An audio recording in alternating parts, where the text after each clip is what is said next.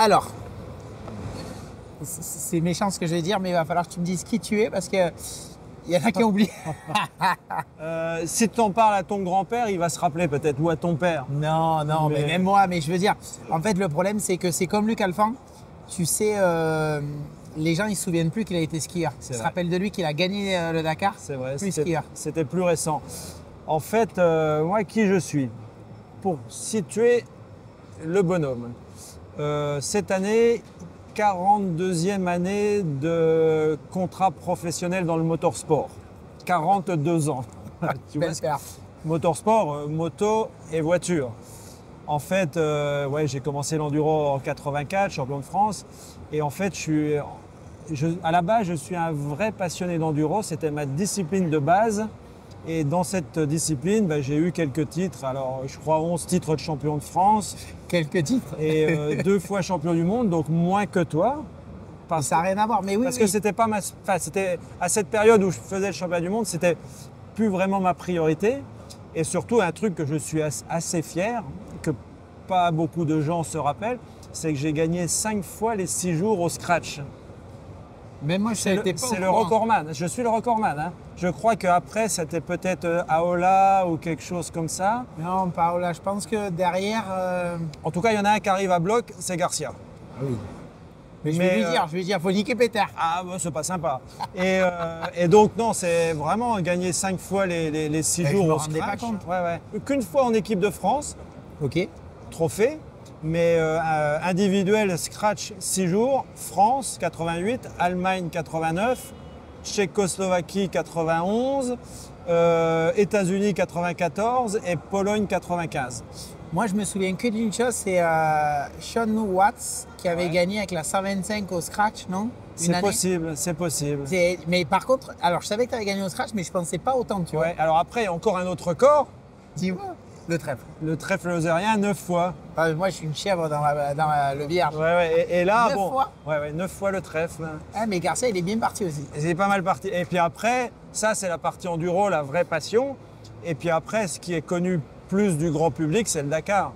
On va y revenir. Attends, voilà. T'énerve pas. Donc, du coup. Donc voilà, je te situe pour l'enduro. Parfait. Alors, déjà, je pense. Premièrement, je suis un fan. Quand j'étais petit, c'était vraiment un des gars qui a marqué mon enfance. Tu vois, et quand je te dis ça, je pense toi, Pichon, Bollet, Tortelli. Bail, non, trop. Bail aussi, mais c'était un peu différent, tu vois. Il est aux États-Unis, c'était un peu moins palpable pour moi. D'accord. Mais par contre, je me souviens, là, tu vois, on a regardé la photo tout à l'heure du Dakar. T'es habillé JT. Quand tu roulais JT sur la. C'était magique. Ça me faisait rêver, tu vois. Et puis, tu as vécu une époque, je pense, mémorable. La CIMA, avec le Grand Pidou. Une osmose. En fait, malgré tout, vous deux à l'entraînement et avec tout ce que vous partagez. Et je voudrais que tu me parles de ça. En fait, effectivement, j'ai été repéré très tôt par Seurat. Mais en fait, Seurat, à un moment, il disait « Oui, c'est moi qui ai sorti Stéphane. » Mais en fait, déjà avant d'être repéré par Seurat, j'avais fait une épreuve de championnat de France. Et je me battais tout de suite avec les meilleurs. Donc j'avais déjà bien progressé de mon côté, tout seul à Vesoul, parce que j'avais commencé la moto très tôt, pour l'époque, à 7 ans. 7 ans à l'époque, c'était très tôt. Maintenant, c'est même trop tard, 7 ans. Oui. Mais donc j'étais déjà presque prêt quand je suis arrivé et été repéré par Seurat. Par contre, avec Seurat, ce qui nous a donné comme moyen, pour progresser, c'est de faire tous les week-ends des courses, du cross, du supercross, du supermotard, de l'enduro, de l'endurance, le Touquet. Et ça, avec Laurent Pidou qui est arrivé quelques mois après moi à la CIMA. Et en fait, on était comme 2 frères avec Laurent. Oui, c'est pour ça. On passait 24 sur 24. C'est-à-dire qu'on s'entraînait ensemble, on habitait chez Seurat, on dormait dans la même chambre. On voyageait aux courses ensemble, on repérait les spéciales quand c'était de l'enduro ensemble.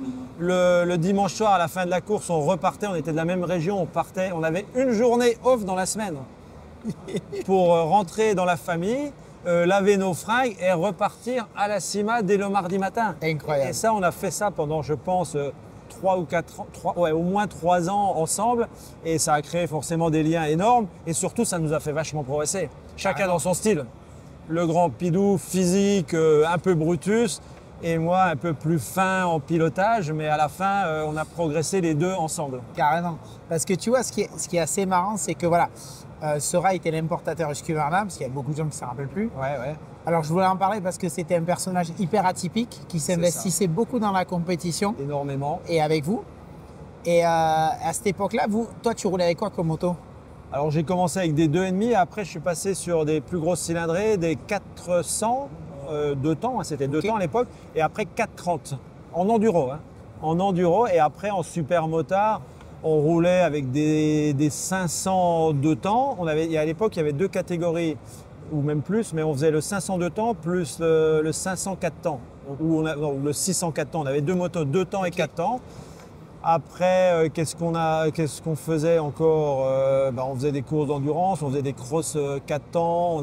Avec le Grand Pidou, on a fait quand même 2 ou 3 grands prix motocross 500 cm3 à l'époque de Jobé, Carl Quist, Torp et compagnie. Mais du coup, tout à l'heure, tu disais que tu as déjà fait du supercross? Ouais, j'ai fait Bercy. Non. 2 années. Mais tu savais pas ça? Non, mais c'est mortel, tu vois. En fait, tu n'as pas du tout l'image que tu as fait ça, en fait. Non, on a fait... alors, il y en a une année où ça s'est terminé avec un bras cassé, mais... il y avait toujours un pourcentage de perte. Tu sais, on avait une année, Sera nous dit nos Husky par rapport aux japonaises, c'est pas terrible. On va essayer de trouver un peu moins d'inertie dans le bas moteur, on va mettre qu'un arbre et deux rapports. Donc on avait, au lieu de 5 vitesses, on avait 2 rapports, on avait la 2 et la 3. Et donc c'était un peu un professeur tournesol, Sera. Il avait des idées bonnes, mais il fallait quand même les valider. Donc ça marchait. Sauf qu'à un moment, un gros appel, une grosse compression, on avait mis des gros ressorts et j'arrive en spire jointif sur les ressorts. Compression à fond et là, plus d'amortissement. Toutes les spires se touchent l'une à l'autre. Ouais. Et là, c'est un bout de bois et ça m'éjecte et je termine dans les gradins avec un bras cassé. Mais pour te dire, à l'époque, on touchait à tout. Et il y avait à l'époque un pilote officiel de Grand Prix chez Husqvarna qui s'appelait Martens, je crois. Pas Jackie Martens, c'est un autre Martens. Et j'avais terminé devant lui à Bercy, tu vois. C'était Supercross de Genève, deux fois je l'ai fait. Yeah. Une demi-finale où j'ai terminé devant Ron Le Chine en le doublant. Non. Si, il y a un peu d'histoire quand même. Mais carrément. Mais après, on faisait un peu la tournée des Supercross estivaux aussi. Et, incroyable. Mais vite, sincèrement, tu veux que je te dise la vérité? Quand on a fait du cross ou du supercross et qu'on faisait aussi de l'enduro, je me suis dit, sincèrement, le cross, c'est trop dur, physiquement. Non, c'était à l'époque, quand on a fait les manches de motocross, c'était 45 minutes plus 2 tours. Donc, tu faisais 50 minutes à bloc et tu avais des armoires de pilotes comme les Carl Quist, Torp, ces mecs qui faisaient 1m90, ils étaient taillés comme des musclores et ils tapaient dans les trous. Nous, les enduristes, on évitait les trous. Et je dis, jamais tu vas y arriver dans cette discipline. Ça demande trop d'investissement en préparation physique. Il faut être un rock. Et l'enduro, tu peux plus t'en sortir. Tu peux faire un peu illusion dans les spéciales, gérer en liaison. Et donc, je me suis rapidement dirigé 100% vers l'enduro. Mais tu vois, ce qui est quand même hyper étonnant, c'est que tu m'expliques ton parcours. J'arrive à comprendre plus de choses. Et tu vois, JMB, dans le podcast qu'on a fait, il dit en fait, avant d'être bon, il faut savoir faire de la moto. Surtout et tout le temps. C'est ça. Et voilà, du coup, un jour, mais j'étais petit, tu avais fait un super motard avec une moto, c'était pas une 480 où il y avait une histoire un peu... Ouais. C'était avec Yamaha, c'était plus tard. Ouais, j'en ai fait avec Husky, mais j'en ai fait aussi pas mal après avec Yamaha. Et on avait avant des 490 AR et après on a eu des 530, 535 avec des kits liquides. C'était des espèces de proto, ça marchait bien. C'était un kit liquide parce que le radiateur était dans la plaque phare, non? Non, c'était pas ça. Non, c'était pas ça, c'était laquelle? Radiateurs. Non, il y avait une plaque numéro qui était immense, très haute, mais c'était pas un radiateur. Ok, d'accord. C'était assez impressionnant. Mais à l'époque, c'était quand même génial. Toi, tu connais peut-être un peu, mais quand on faisait le supercross de Montlhéry, il y avait des crossman américains qui venaient, les Brock Glover. Ok, oui, Ça te cause non, Brock Glover? Oui, Brock Glover, bien sûr. Ah ouais, mais le super j'ai eu peur quand même. Et je m'en rappelle, super motard de Montlhéry, il y avait un double saut et Glover qui venait du cross et du supercross de l'époque, il n'avait pas tenté le double saut. Je crois que j'ai été le premier à le tenter, le double saut. Ouais, on avait des cacahuètes à l'époque quand même, c'est bon, un peu. Et on s'est bagarré, je ne veux pas dire qu'on a ridiculisé les Américains, mais on a bagarré contre les Américains, on les a battus régulièrement. Après, il y a eu le Guidon d'Or où on s'est battu avec des Américains qui venaient de la vitesse, Eddie Lawson, Wayne Rainey. Ok, oui. Et on était les trois devant. Bon, je m'étais pété aux essais le scaphoïde. J'ai roulé tout le week-end avec le scaphoïde pété. Mais je mène toute la course et je me laisse doubler par Wayne Rainey dans les derniers virages. Donc on a fait des trucs vraiment sympas à l'époque en supermotard avec des vrais top, pas des spécialistes du supermotard, mais des vrais top pilotes de la vitesse, du motocross. Ouais. En fait, le supermotard à l'époque, ça n'existait pas vraiment, c'était pour rassembler les disciplines. C'est ça. Et c'était vraiment les champions de plein de disciplines différentes. Et il y avait du niveau. Hein. Il n'y avait pas des spécialistes comme maintenant, mais il y avait quand même du niveau. Non, mais après, dans ce truc-là, tu avais expliqué que tu n'avais pas pu t'entraîner avec le supermot et tu avais roulé dans un champ en herbe pour retrouver la glisse. Mais c'est vrai. C'est ça. Alors, on roulait...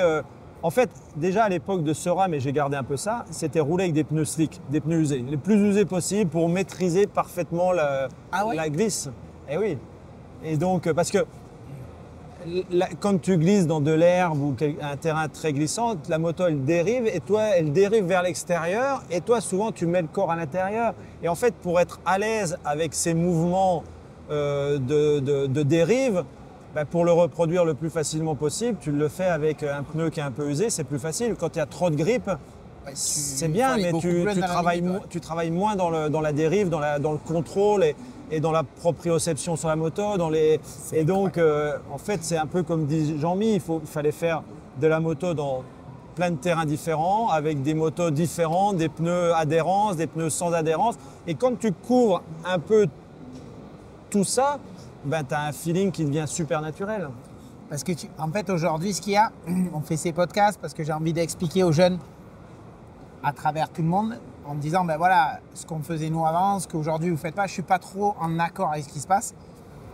Et là, aujourd'hui, en fait, s'ils n'ont pas les bonnes conditions, la bonne moto, les bons pneus, ils ne s'entraînent pas. L'entraînement n'est pas de qualité. Tu vois, je vois ça avec mon fils. Des fois, tu vas sur un circuit, c'est pourri. Quand il vient avec moi faire des tests, il y a des fois, on roule, les conditions, elles sont dégueulasses. Pourri, ouais. Et mon gosse, il râle. Je dis, mais attends, mon garçon, c'est pas dormir tous les jours. C'est ça. Et du coup, tu vois, ça me fait super plaisir parce qu'au moins, il t'explique que voilà, il faut apprendre à rouler dans toutes les conditions.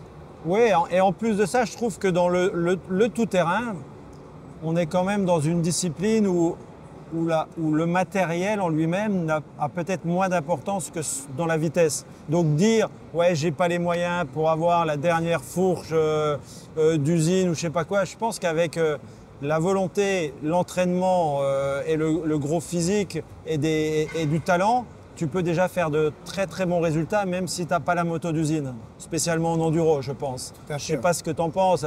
Après, c'est toujours mieux. Mais donc, avant de se plaindre, il faut déjà balayer devant chez soi.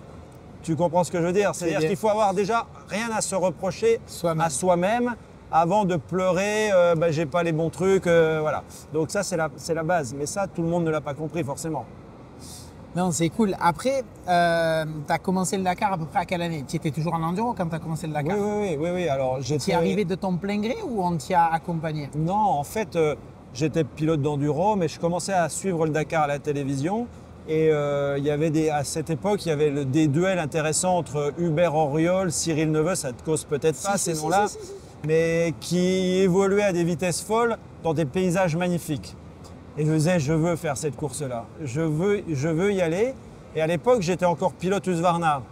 Donc, tu n'étais pas champion du monde? Non, j'étais champion de France. Et en fait, j'avais demandé à Husqvarna, appartenait au groupe Cagiva à l'époque. Et j'avais demandé aux gens de chez Husqvarna, est-ce que vous pouvez me faire rentrer au Dakar en tant que porteur d'eau? Et en fait, je pense que l'importateur, Marcel Seurat, il avait peur que cette course-là faisait peur. Ouais, il le fait toujours. Hein. Il le fait toujours. Et je pense qu'il voulait me préserver. Et il ne m'a jamais proposé à l'équipe d'usine Cagiva. Il n'a jamais dit à Cagiva, il faut prendre Peter Ancel en tant que porteur d'eau. Par contre, Jean-Claude Olivier, qui était à bloc sur le Dakar avec une équipe Yamaha professionnelle, il cherchait des jeunes pilotes. Et là, il savait que le meilleur réservoir pour le Dakar de pilotes, ça venait de l'enduro. Et il a regardé et un jour, il m'appelle et il me dit le Dakar, ça vous intéresse? Je dis j'en rêve. Et donc on a attaqué comme ça. Il m'a proposé. Je suis rentré directement pilote officiel Yamaha pour le Dakar. Donc en fait, tu es rentré chez Yamaha, pas par rapport à l'enduro, par rapport au Dakar. Non, exact. Sauf que je lui ai dit écoutez, j'ai un bon niveau de pilotage en ce moment parce que je fais de l'enduro. Donc il me faut les moyens pour continuer à faire le championnat de France d'enduro minimum, plus le trèfle. Et là, chez Yamaha, ils ont ouvert les robinets parce que pour eux, ça ne représentait pas grand-chose. Il y avait un gros budget pour faire le Dakar, il y avait une grosse équipe et deux mécanos de plus et 5 motos à l'année pour faire l'enduro, c'était par rapport au budget Dakar, c'était ça. Donc ils m'ont laissé faire sans porter trop d'importance à l'enduro, c'est-à-dire bon, si tu gagnes en enduro c'est bien, mais c'est pas notre priorité, il faut que tu te prépares pour le... Ouais. Ah mais j'étais pas du tout au courant. Mais sauf que j'ai gagné les premiers 6 jours à Mende en 88 avec une YZ homologuée. Et tout de suite, il y a eu quand même un certain engouement pour les motos japonaises, de cross, homologuées.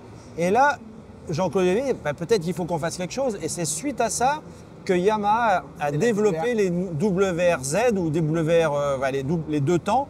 Et en fait, j'ai travaillé après avec les Japonais pour développer, à partir de la moto de cross, une vraie moto d'enduro. Incroyable. Ouais, c'était pas prévu. C'était pas prévu, c'était pas la priorité au départ. Et c'est devenu une niche qu'ils ont développée. Et on a eu pendant presque une dizaine d'années des vraies motos d'enduro en 2 temps, qui étaient des armes de guerre. Hein. Ouais. Et donc, les titres de champion de France, j'ai continué à en avoir chez Yamaha. Et au bout d'un moment, j'ai dit à Jean-Claude Olivier, écoutez, vous savez que l'enduro, c'est quand même ma discipline de cœur. Même si le Dakar reste la priorité, j'aimerais bien faire le championnat du monde d'enduro. Et là, il a dit, bon, écoute, ça coûte quoi en plus? Ouais, ça va pas coûter grand-chose, j'ai les mécanos, j'ai les déplacements, c'est rien. Et donc, pour un tout petit billet en plus qu'il a remis, j'ai fait quelques années, juste 1 ou 2 Grands Prix Italie-France. Et puis une année, j'ai dit, je veux être champion du monde, je pense que je peux l'être. Donc, donnez-moi les moyens. Et en 97, j'ai fait la totalité du championnat du monde et j'ai gagné le championnat du monde d'enduro. Ok. Moi, j'étais persuadé que tu faisais des saisons entières. Et c'est quand tu as décidé une année, c'est allé, tu as gagné. J'avais fait quelques grands prix limitrophes et je gagnais quelques grands prix. Donc je savais que j'avais la capacité à devenir champion du monde. Mais il fallait faire l'engagement de préparer le Dakar, après repréparer une saison d'enduro. Il fallait quand même un peu d'énergie avec tout ça. Toi, il fallait... Donc les quelques années où j'ai fait des grands prix avant, c'était juste pour prendre la température. Et après, en 96, je me suis dit, bon, on va préparer mieux 97. Et il fallait que je termine dans les 10 premiers pour avoir un petit numéro. Ah ouais, tu avais tout calculé pour bien redémarrer la saison. Voilà. Et donc, j'avais fait, au lieu de faire 2 grands prix, j'avais dû en faire 3. J'étais 10 ou 11e.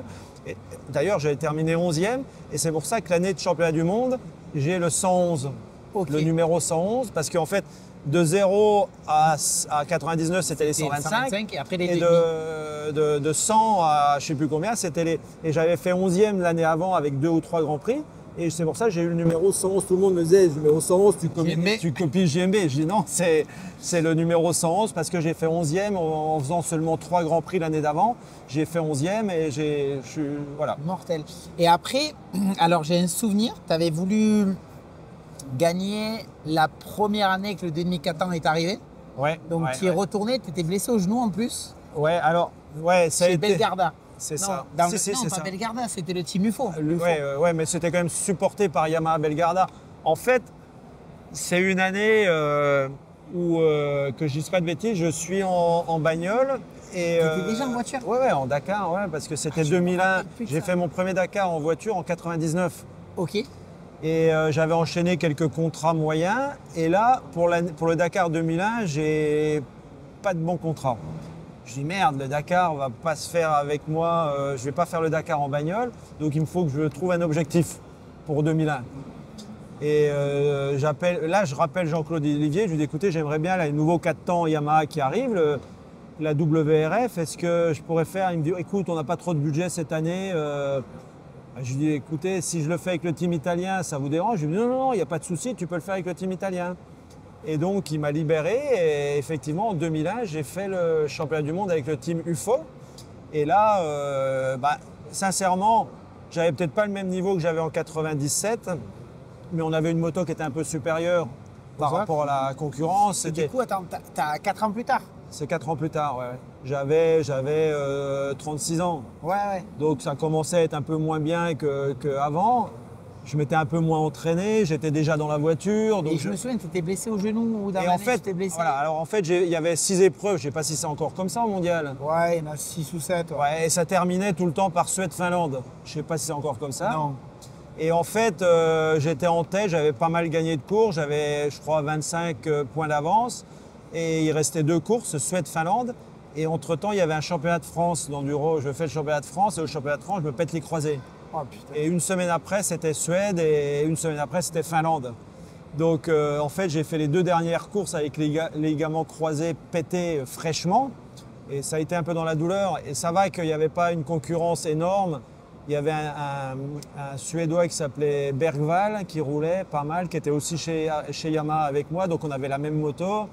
Il y avait un Italien qui s'appelait Matteo Rubin, je sais pas si ça avec KTM. En fait, on était 3-4 à pouvoir gagner et en serrant les dents, j'ai terminé les 4 dernières journées en faisant 2e ou 3e et j'ai perdu des points et j'ai quand même été, avec les 25 points que j'avais d'avance avant d'arriver en Suède-Finlande, j'ai quand même réussi à être champion du monde mais dans la douleur.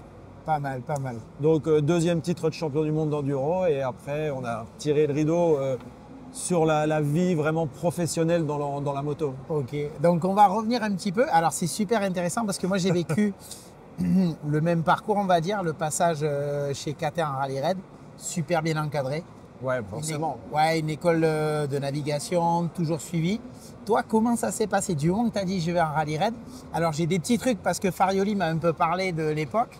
Alors on avait un gros avantage chez Yamaha, c'est qu'on était super organisé en termes de logistique d'assistance. C'est-à-dire qu'à l'époque, pratiquement tout le matériel d'assistance transitait par les pistes. Donc il fallait avoir des camions d'assistance super bien préparés qui arrivent à l'heure. Et la moto, elle était fiable, elle était performante, mais aussi on avait une assistance top niveau. Et après, je pense qu'à l'époque, j'avais le meilleur package, ça veut dire moto, pilotage quand tu es champion du monde d'enduro, tu sais que c'est comme si tu es champion du monde double versé. Tu es un des meilleurs pilotes en termes de technique. Quand tu es bon en enduro, au pilotage ça va. Et je pense qu'en navigation, j'étais aussi plutôt pas mal. C'était plutôt mon point fort. Et après, j'avais, je pense, aussi le calme et le recul pour prendre les bonnes décisions et les bonnes stratégies. C'est-à-dire, j'étais pas un chien fou. J'étais pas toujours à penser à gagner la spéciale. Non, je pensais gagner le classement général. Et donc, de temps en temps, je savais ralentir quand il fallait.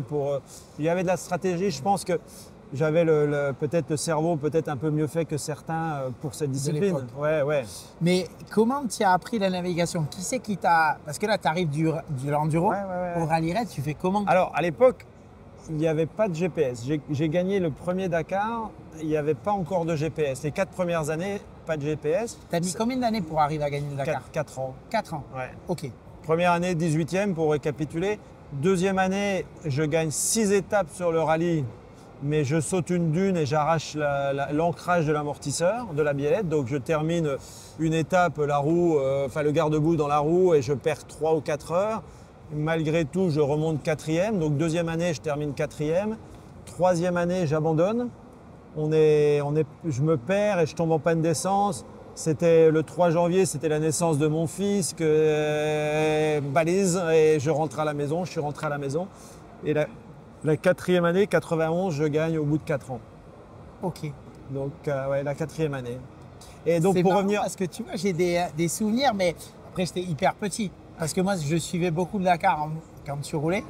Et tu vois, j'avais l'impression qu'en fait, tu arrivé, tu les as réglés direct et j'ai pas ce souvenir-là, tu vois. Non, après, d'entrée de jeu, la première année que j'ai roulé, je gagne quand même une spéciale d'entrée de jeu tout de suite. Et je me rappelle, cette année-là, 88, c'est Eddie Orioli, un Italien, qui gagne. Et à l'arrivée, il vient me voir, il me dit « Toi, petit, jeune, tu vas gagner le Dakar ». il m'avait vu rouler, il avait vu peut-être que j'avais certains talents. Mais juste pour revenir à un petit truc, ça a été aussi, j'ai pris la réalité en pleine face le jour où j'ai fait mon premier Dakar. C'est-à-dire que je suis intégré au team Yamaha officiel, mais à la même période, il y a un grand champion de motocross qui a terminé sa carrière, André Malherbe. Ça te dit quelque chose? Mais je ne savais pas que c'était au Dakar. Ah ouais, André Malherbe termine sa carrière de plusieurs fois champion du monde 500 à l'époque, superstar. Ouais. Je me rappelle, André Malherbe, il arrivait aux conférences de presse, il était en F40. Il avait une femme, Sabine, qui était magnifique. Pour moi, c'était l'idole. Enfin, j'étais fan complet de ce pilote.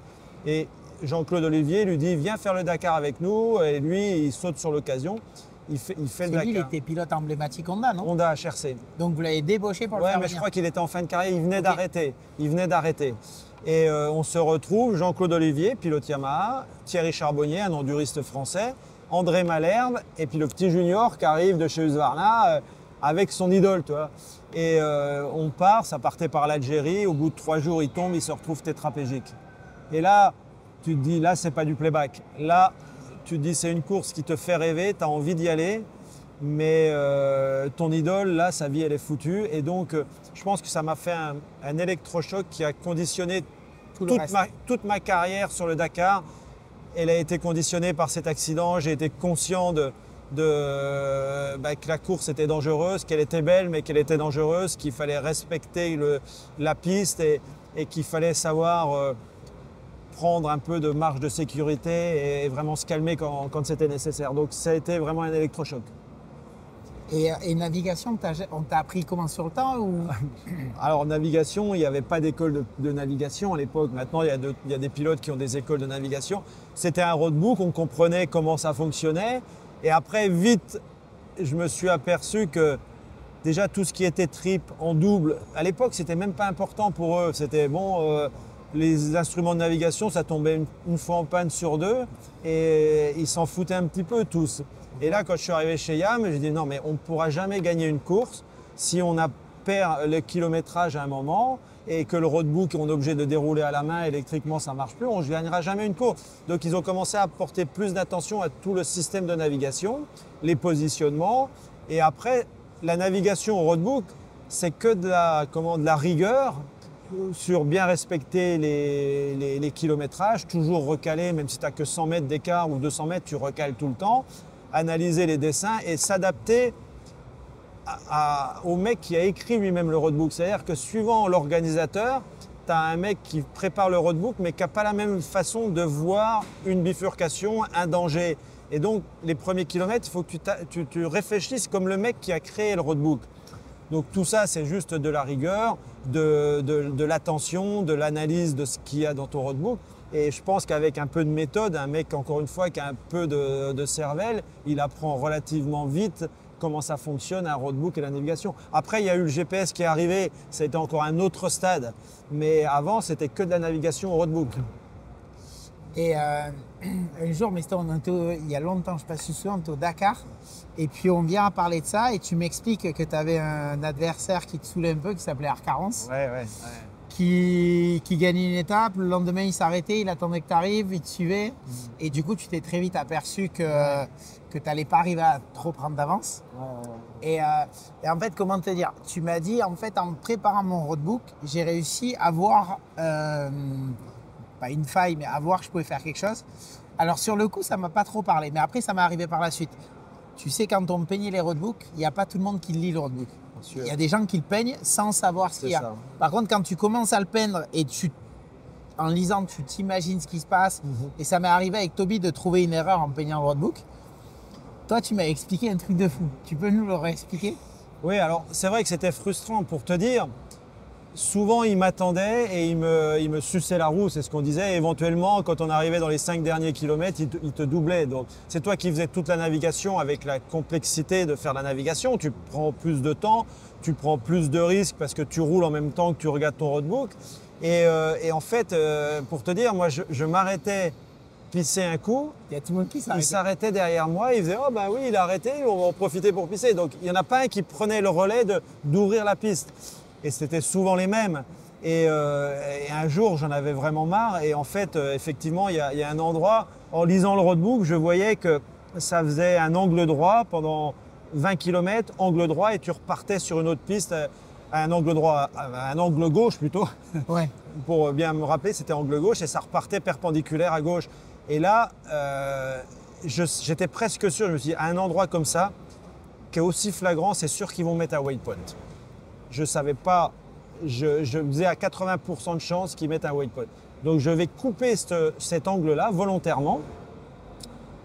Je vais louper volontairement le waypoint, je vais continuer 5-10 km et je vais simuler une panne moteur. Et donc effectivement, le Arcaron me suit, comme d'habitude. Je fais 10 km sur la bonne piste, mais en ayant court-circuité un angle. Et là, je m'arrête, je me couche sur la moto, je dis écoute, moteur à Randy-Lam, c'est fini pour moi, la suite c'est par là, dans cette direction. Et lui il part, moi je fais demi-tour, à bloc, j'arrive à cet angle droit, et effectivement il y avait une voiture de l'organisation, tampon, contrôle de passage, et à l'époque c'était pas 15 minutes ou 30 minutes, c'était 3 heures. Et là, donc je fais 10 bornes de trop, 20 bornes, donc je perds 15-20 minutes à bloc, hein. Et je repars sur la spéciale normale, et là je fais la navigation. Et en fait, Arcaron, qui était devant moi normalement 20 minutes plus devant, en fait il s'était perdu et je le retrouve quoi. Non. Ouais, il s'était perdu. Et en plus, il a pris les 3 heures. Et en plus, il a perdu 3 heures. Il était vert, non? Ah ben, il était même pas vexé, je sais pas. Il était plutôt fataliste en se disant presque je le mérite quoi. Et donc après, ça a été une course. Mon autre concurrent le plus proche était un Français, je crois qu'il était à 1 heure derrière, et après j'ai géré. Mais en fait, aussi pour dire qu'à l'époque, on était un peu joueurs. On avait beaucoup moins d'informations que maintenant au niveau des cartographies. Mais des fois, je voyais que le parcours, il faisait une grande déviation, et je me disais, j'en suis sûr que ça coupe. Et j'ai tenté des coupes avec des caps, mais sans savoir si devant moi, il y allait avoir un relief, une falaise, parce que canyon. tu lisais le roadbook. Moi, Ouais. Alors, ce jour-là, tu m'avais percuté parce que tu m'as dit en lisant le roadbook. Et tu sais, mais je le voyais, mes coéquipiers, ils peignent le roadbook et ils lisent pas du tout. Ouais. Ils peignent, voilà, là, je fais ça, là, je fais ça. Et en fait, c'est quand tu commences à analyser, comme tu dis, tu t'imagines virtuellement ce qui va se passer. Ouais. Et du coup, tu découvres des choses. Après, il se dit qu'en Mauritanie, un jour, tu as foutu un grand bordel. C'est que tout le monde te suivait. Ah oui, bah et oui. que tu es rentré dans des dunes qui n'étaient pas prévues. Et que derrière les voitures, ils ont suivi. C'est ça. Encore une fois, la même raison, c'est-à-dire que j'avais tout le monde à mon cul. Que je me perde, que je sois sur la bonne piste, et tout le monde me suivait. Et un jour, j'en avais tellement marre, il y avait 5 motards qui étaient derrière moi, il n'y en a pas un qui me doublait. Je dis, je vais foutre le bordel. Et au lieu d'éviter, le roadbook disait d'éviter les plus grandes dunes. Et en fait, ça faisait un espèce de slalom au milieu des grandes dunes. Et moi, je lui dis, je vais viser les plus grandes et tout le monde va essayer de suivre et ça va foutre le bordel. Alors les motards, effectivement, même moi, je suis arrivé au sommet des dunes planté, obligé de désensabler, repasser. Les autres motards plantés à droite, à gauche, mais on est passé quand même. Et à la fin, le problème, c'est que les voitures ont vu ces traces et elles ont suivi. Et là, ça a été un carnage. La moitié du rallye en catégorie voiture était posée dans des dunes immenses. Et le soir, tout le monde me disait « Mais putain, l'abruti, c'est qui a fait ces traces de con ?» et tout. Et c'était volontairement pour emmener tout le monde dans la merde, en fait. Ah, Donc, mais tu te rends compte quand même le niveau. Parce qu'en fait, aujourd'hui, moi qui ai suivi cette école, la situation que tu la vis, tu sais, chez KTM, ton copilote que tu as eu a été notre mappeur. Ouais. On dit les coups de nav. C'est pas arrivé souvent parce qu'entre-temps, il y a David qui faisait le roadbook et souvent, quand il y avait des gros coups de nav, tu savais qu'au milieu, c'est qu'il y avait de la merde. C'est ça. Et tu vois, moi, pour avoir vécu ça, il n'y a pas grand monde qui dit « Bon, allez, j'y vais ». C'est ça. Et là, il fallait avoir des couronnés à l'époque. C'est ça.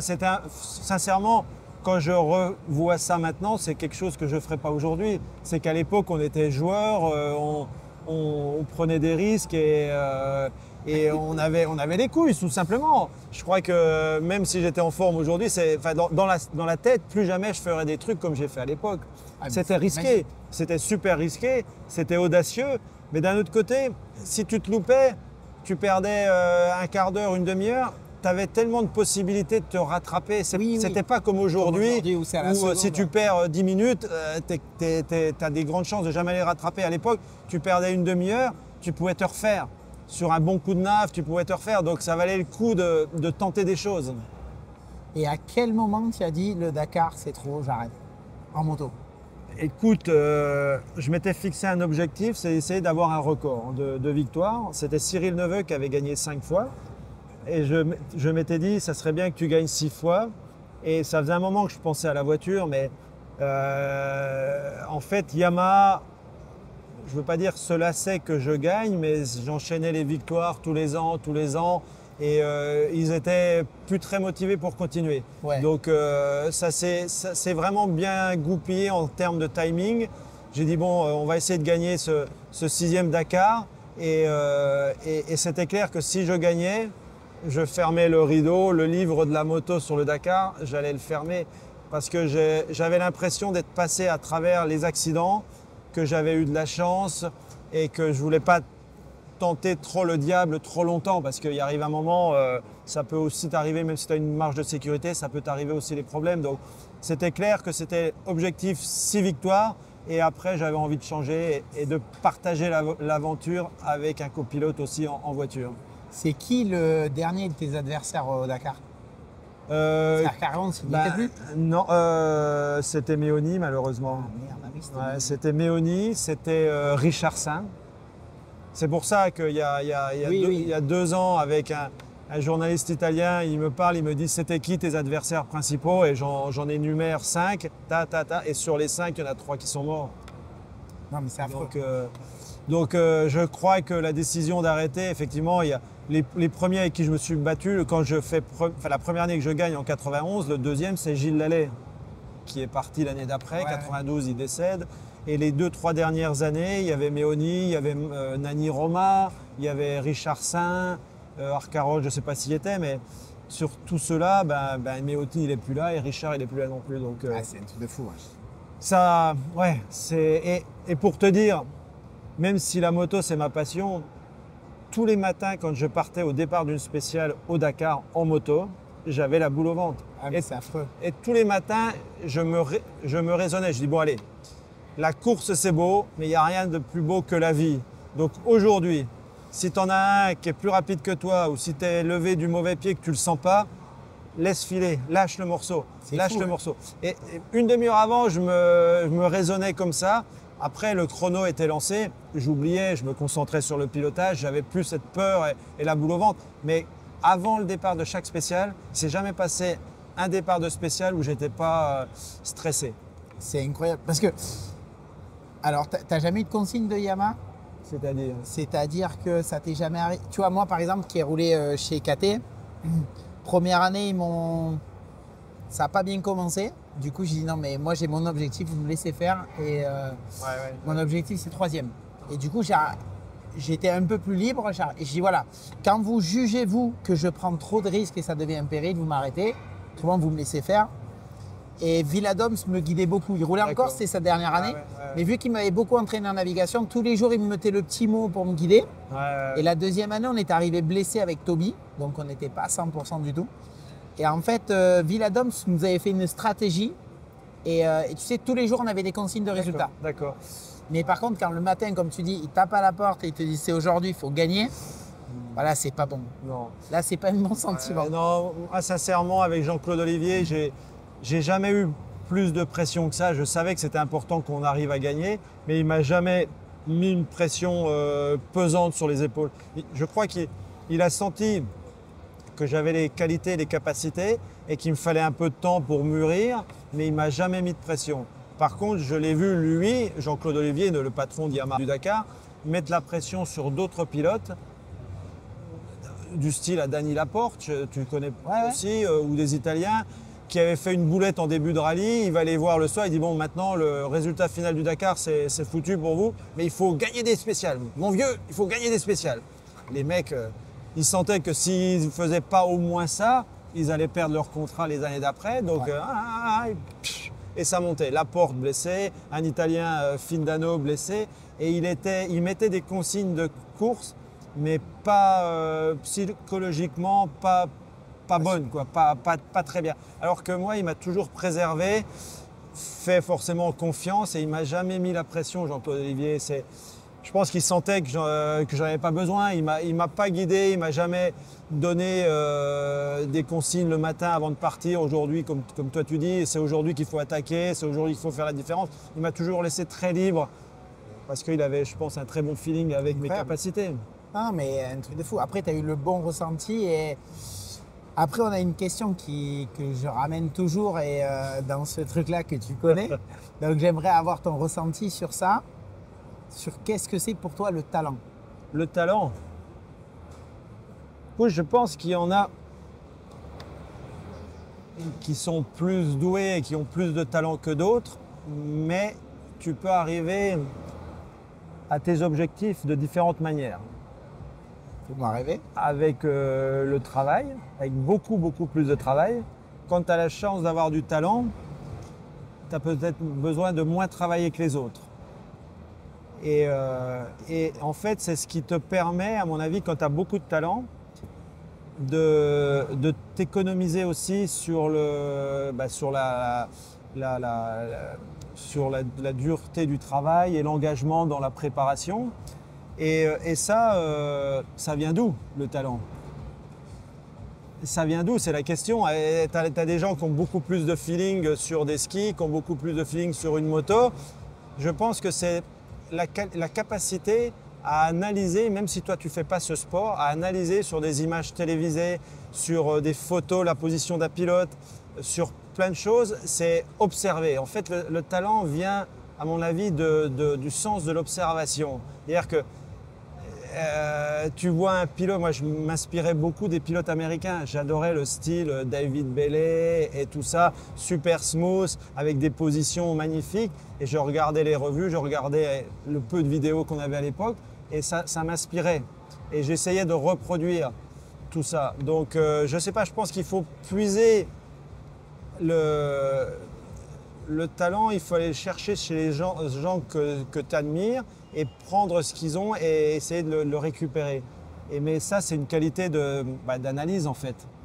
Carrément, non mais c'est incroyable parce que 80% des gens que je leur fais la demande se ramènent toujours plus ou moins à la même définition. C'est incroyable. Alors dis-moi la définition générale.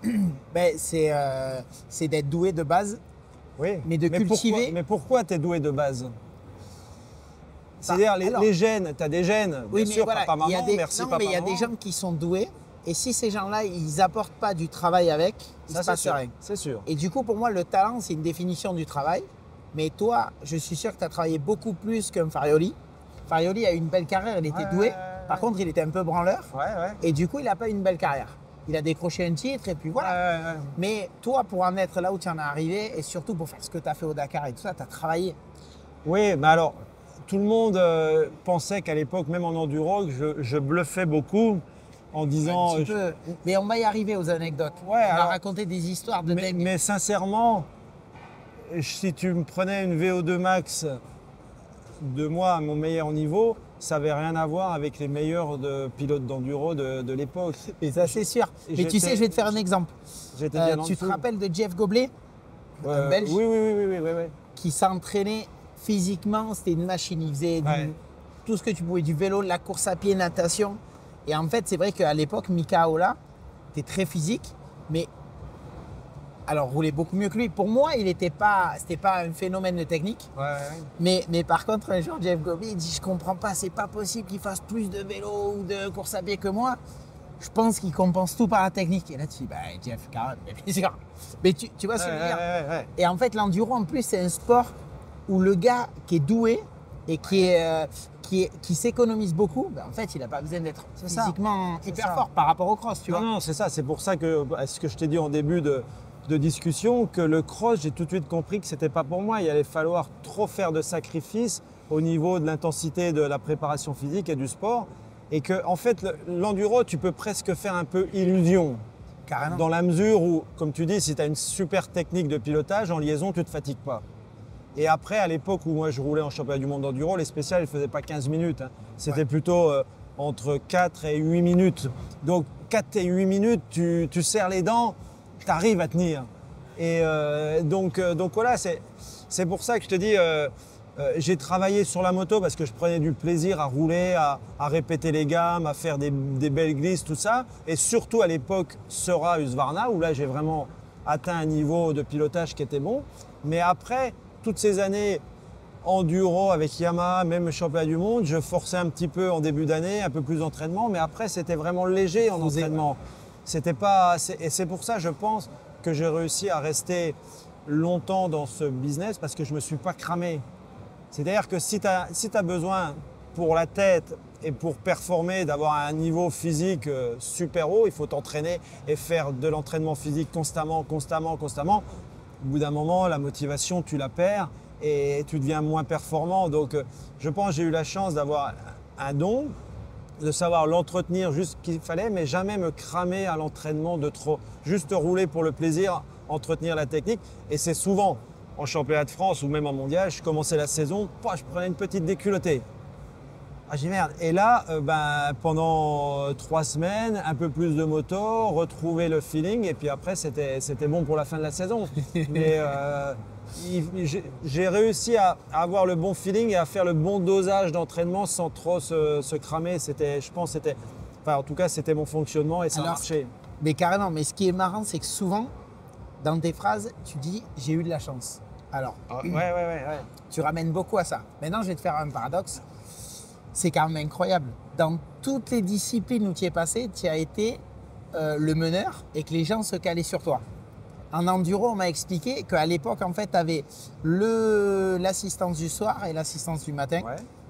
À l'époque, c'était les pilotes qui faisaient beaucoup plus la mécanique. Ouais, exact. Ouais. Et que c'est arrivé plein de fois que tu mets ta moto sans le pneu avant. Ouais. Pour le mettre au dernier le matin et faire un choix de pneus de stratégie différente avec les autres. Donc déjà là, tu étais un meneur. Ouais, un peu. En fait, ça m'est arrivé de rentrer le vendredi soir, parce qu'il n'y avait pas de super spécial comme c'est maintenant. Le vendredi soir, la moto avec un pneu. Et je savais que le samedi matin, on avait 10 minutes avant le départ, j'allais rechanger. C'est-à-dire que tout le monde guettait ce que je mettais comme pneu pour le week-end. Et le samedi matin, avant de partir, mon mécano, mon suiveur cachait vraiment notre action et je rentrais dans le parc fermé, dans le pré-parc avant le départ, je ne sais pas comment ça s'appelait, mais pré-parc, je ne sais pas si on a encore ça maintenant. Parc d'assistance. Oui, mais avant le départ, on avait 10 minutes. 6 jours, tu l'as. Et donc, c'était comme ça. Et là, il y avait mon mécano qui arrivait en courant avec la machine à bib, avec un nouveau pneu et je changeais de pneu et là, tout le monde était baisé. Parce que personne n'était prêt à changer. Et donc, je partais à l'enduro, enfin à la première journée, avec un pneu différent des autres. Donc, parce qu'en fait, il y en a beaucoup qui étaient des moutons. Ils savaient que j'étais parmi les meilleurs et ils suivaient ce que je faisais. C'est comme en navigation, ils me suivaient. En enduro, ils faisaient comme moi, sauf que j'en avais un peu marre qu'ils me suivent aussi. Et même en enduro, on a fait des petites ruses en changement de pneus au dernier moment. Et oui, ça, on me l'a expliqué. C'était marrant. Mais bon, après, tu vois, en rallye, tu étais meneur et après, en voiture, quand même, tout le monde se cale à toi. Il n'y a pas de secret, en fait, au final. Non, mais quand je dis j'ai eu de la chance, c'est pas que j'ai vraiment eu de la chance, mais en fait, je pense que j'ai fait les bons choix au bon moment. Les bonnes opportunités se sont ouvertes, je les ai saisies et tout s'est bien enchaîné. Mais de la pure chance, j'en ai pas eu. Alors, j'ai peut-être gagné une ou deux courses. J'étais deuxième et le mec il a un problème mécanique au dernier moment, ça c'est de la pure chance. Ça arrive, ouais. Mais non, globalement, j'ai eu des belles opportunités, je les ai saisies et ça s'est bien goupillé. Mais tu ne gagnes pas 14 Dakar avec de la chance, ça c'est sûr. Alors après, on va parler un peu. C'était une autre époque, mais avec Laurent qui m'expliquait, parce que Laurent, je passe beaucoup de temps avec lui de temps en temps, donc il m'explique un peu des anecdotes. Il m'avait expliqué, je crois que c'était un Grand Prix en Hollande, dans le sable, donc j'en ai pas énormément vécu. Mais vous, sudistes dans le sable, c'est pas non plus l'Amérique. Non. Et alors, je sais plus si c'était un 6 jours ou une... Je pense que ça devait être en Hollande, à Assen, des 6 jours à Assen, ou quelque chose comme ça, je pense. Et dans la douleur. En fait, moi j'ai eu fait les 6 jours dans le sable meilleur non hollandais. Non mais c'était ça en fait. Ouais. C'était ça. T'étais content quand t'étais meilleur hollandais, non hollandais, c'est-à-dire qu'on se bagarrait avec les Suédois qui roulaient quand même pas mal dans le sable, il y avait les Italiens, il y avait quelques Espagnols. Et je me rappelle, je crois que j'ai fait mon meilleur résultat sur des 6 jours en Hollande j'ai dû faire entre 5 et 10 au scratch et meilleur non hollandais. Pas mal. C'était déjà pas mal. Ouais, et c'est des mecs, en fait, un peu comme Stefan Evers a fait un jour les 6 jours au Brésil dans le sable. Ben, il y avait les crossman hollandais qui faisaient les 6 jours et ils nous atomisaient. Ah, mais complet. Ils nous atomisaient, on n'avait aucune chance. Mais par contre, on profitait bien de la vie là-bas. On allait traîner à Groningen avec le grand. Je sais pas si tu connais. En fait, il m'a expliqué qu'un jour, tu étais dans le dur.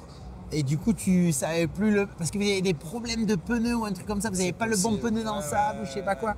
Et du coup, le grand, il dit vas-y, fais comme moi, tu vois, ça va te détendre, tu iras mieux le lendemain et ça va empirer la situation. Non, on était super bons. Ah ouais? Non, avec le grand, mais j'ai fait quelques dérapages pour suivre Laurent dans ses excès.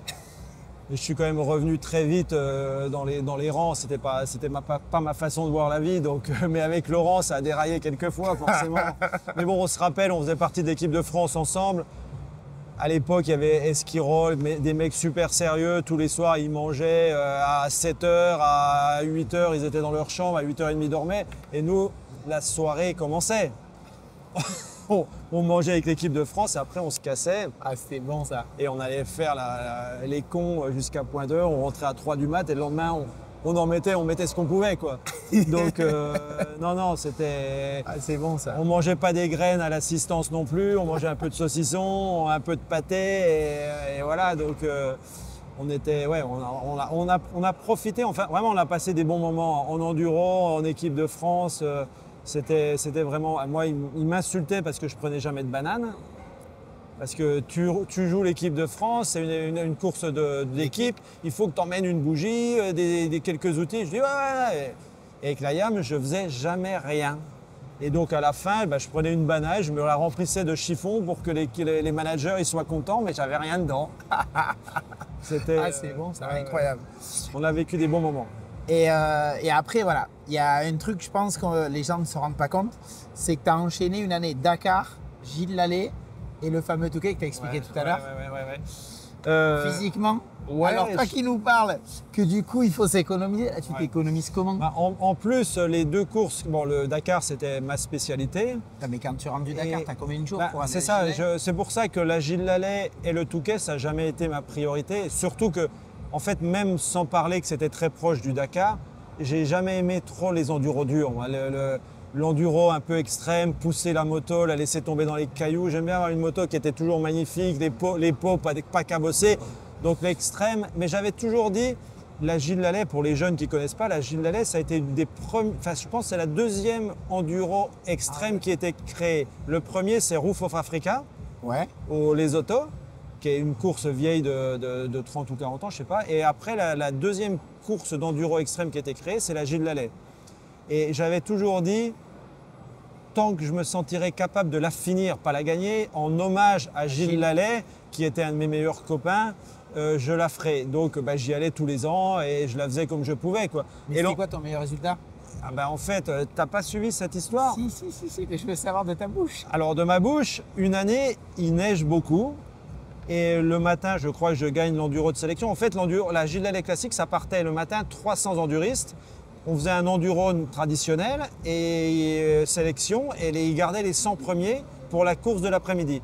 Et la course de l'après-midi, c'était une boucle unique, pas comme l'extrême, la laisse extrême maintenant où tu fais plusieurs tours. C'était une boucle unique qui devait faire peut-être 100, 150 km et des difficultés qui s'enchaînaient, Bourbier, Montée, Pierrier.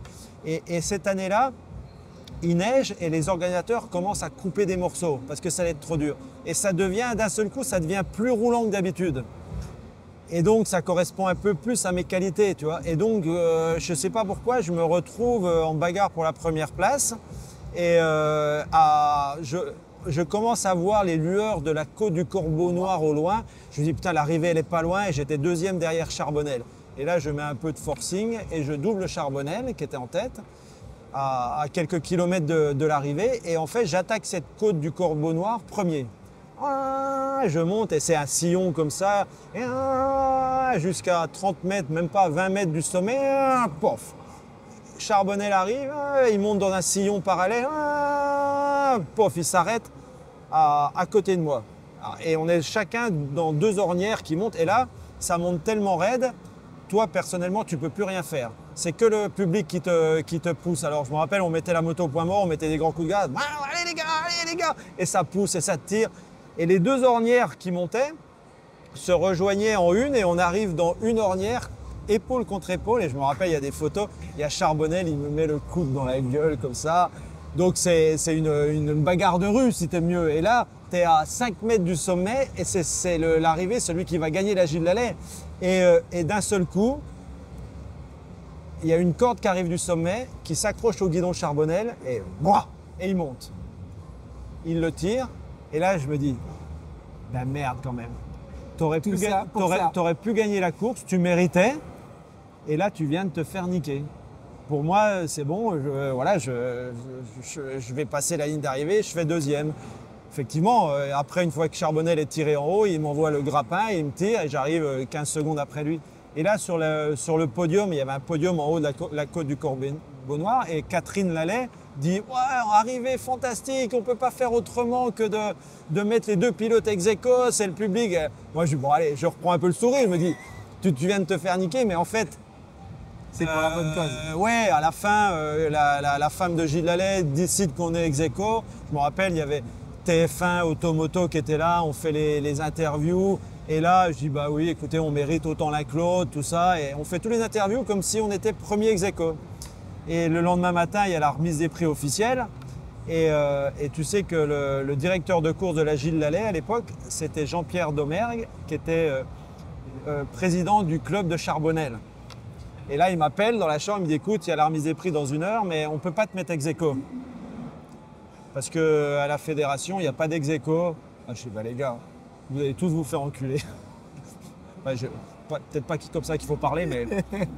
Et en fait, je crois que je ne suis même pas allé à la remise des prix parce que je trouvais ridicule qu'on avait fait tous les interviews et que voilà, et puis à la vraie remise des prix… Non, mais le geste, tu arrives au pied de la montée, ça se finit comme ça, c'est pas cool. Non, mais je comprends. Et sur les tablettes, en fait, sur les résultats officiels, c'est Charbonnel qui gagne et moi je fais deuxième.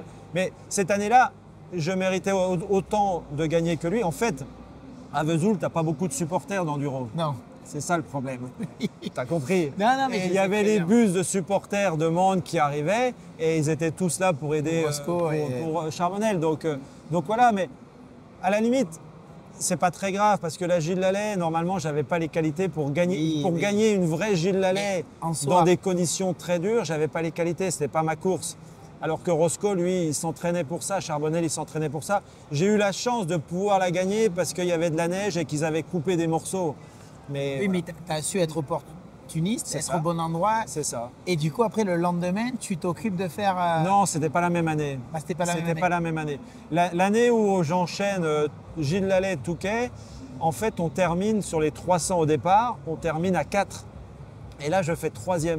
Non. Si. Et je sais pas si tu te rappelles, non, tu te rappelles pas, Arnaldo Nicoli. Oui, qui fait, Nicoli. Ouais, il fait 4e. Alors, je sais plus, c'est peut-être Cyril Esquirol qui gagne, je sais plus qui gagne. Moi, je fais podium, 3e.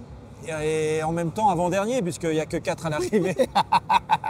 Donc, et là, non, mais pour la petite histoire, j'étais sponsorisé par Guronzan, je ne sais pas si tu connais. Oui.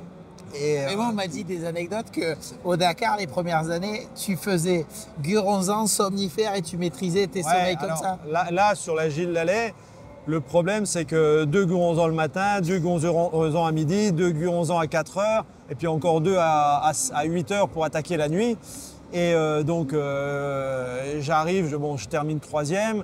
Le temps de faire les interviews, je vais au lit, il est minuit. Et là, je me couche. Et là, avec 8 Guronzan dans le cornet, toute la nuit, c'est… Et à 5 du mat, le réveil, il sonne. Et je n'ai pas fermé l'œil de la nuit. Et là, il faut prendre l'avion, jet privé pour aller au Touquet. Et on arrive au Touquet, la moto avait déjà passé le contrôle. Et là, tu es un peu fatigué quand même. Je pars dans les 10 premiers, bien avec une 500. Je fais le premier virage, je tombe. Je me couche moi-même, pas. Je relève la moto, il y en a un qui arrive, qui percute, qui me la fait recoucher. Et là, ça a duré. Et là, tu te dis, mais qu'est-ce que je fais là? Mais qu'est-ce que je fais là? C'est la guerre. Je mets je ne sais pas combien de temps à relever la moto avant de repartir. Et puis bon, je finis le Touquet un peu dans la douleur. T'as fini, carrément. Oui, entre 10 et 15. C'est un miracle. Mais la fin du week-end, j'étais mort, quoi. J'étais détruit et j'ai dû mettre 15 jours à m'en remettre parce que sur 24 heures, c'est quasiment, sur des courses d'une journée, c'est quasiment la Gilalais, c'était la plus dure, le Touquet, c'est quand même un morceau, et donc ça m'avait quand même bien assommé. Ouais, mais bon, après, ceux qui ont gagné le Touquet, c'était De Mester, et celui qui a gagné la Gilalais, c'est justement, je me rappelle maintenant, c'était Esquirol, ils n'étaient pas contents. Parce que médiatiquement, tu les massacrais. Tout le monde avait, je me rappelle, on avait des journalistes de Moto Verte dans l'avion privé qui m'avaient suivi le week-end complet. Donc il y avait eu beaucoup de reportages autour de moi et ça avait un peu occulté les vainqueurs de chaque épreuve. Donc ils n'étaient pas très contents. Mais du coup, sportivement, ça restait un truc de fou. Parce que entre le Dakar... La Gilalais, il se passait... Non, moi je m'en rappelle plus. C'était peut-être un peu plus décalé quand même. Il y avait peut-être 3 semaines à moi. Sincèrement, je ne me rappelle plus. Mais c'est sûr que je m'y préparais pas beaucoup, quoi. Le Touquet, cette année-là, c'est sûr que je m'y étais pas préparé. Et la Gilalais, peut-être un petit peu à rouler autour de chez moi à Vesoul dans des conditions un peu extrêmes, mais pas énormes, c'est sûr. C'était sur le talent, tu y vas sur l'énergie, le mental et un peu de talent, effectivement. Et du coup, ça a été qui vraiment ton plus gros rival dans toutes ces années? En enduro, tu parles ou en... Ouais, en enduro. Alors en enduro, il y a Gio Sala, Giovanni alors. Bah oui, en 97, la bagarre, elle est jusqu'à la dernière manche, la dernière journée. C'est un truc de fou parce qu'en fait, c'est tout l'opposé de toi. Ah bah, c'est une machine physique, les pieds au-dessus de la selle, il reste à fond. C'est ça. C'était ça et ça se jouait dans le sable en Suède et Finlande. Et je crois qu'il avait vraiment la pression. On se bagarrait à quelques secondes et il est monté au-dessus du guidon. Et ça s'est terminé comme ça. Donc, mais bon, ce qui me faisait marrer à l'époque, c'est qu'il y avait déjà un team officiel KTM super structuré, semi-remorque, tous les pilotes de différentes catégories qui étaient alignés. Ça faisait déjà sérieux. Et nous, chez Yamaha, c'était un programme fait par Yamaha France. J'avais petit fourgon. Même pas un fourgon, on avait un Vito à l'époque, 2 motos, avec une caisse d'assistance, la moto de mon suiveur et la mienne. Moi, j'arrivais en avion, voiture de loc, et eux, ils se déplaçaient suiveur et mécano dans un petit Vito. C'était la seule structure qu'on avait, c'était un Vito. Incroyable. Et voilà, un suiveur, un mécano.